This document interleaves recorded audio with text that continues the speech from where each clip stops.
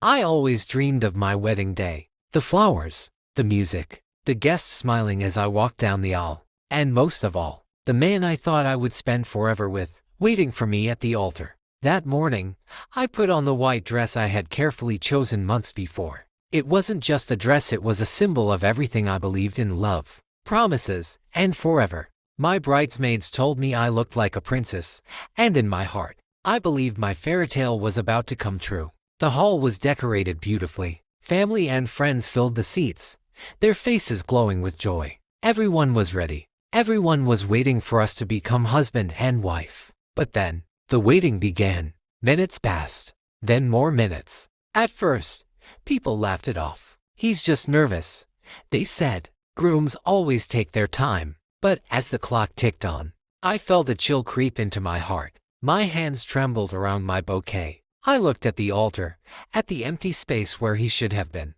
and told myself over and over, "He'll come. He has to come." Then I saw my father's face, pale, tight-lipped.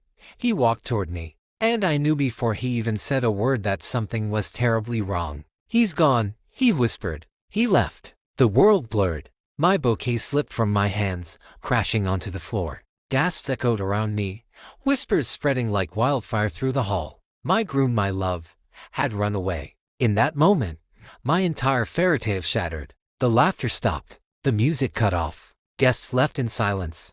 And I stood there, abandoned in my white dress, drowning in shame, confusion, and heartbreak. That night, I sat on the edge of my bed, still in my wedding gown. My makeup was ruined, my heart even more so. I kept replaying our memories, his smile, his promises, the way he once said I was his forever. Was any of it real? Or had he been planning his escape all along? The days that followed were worse than the wedding itself. The world loves gossip, and my story became their favorite topic. People pointed, whispered, judged. Everyone wanted to know why the groom had run, but no one cared that I was left broken. For weeks, I couldn't look at the dress, until one day, I found the strength to fold it carefully, place it in a box, and put it away. That day, I stopped asking, "Why did he leave?" and started asking, "What now?" And slowly, painfully, I began to rebuild myself. Piece by piece,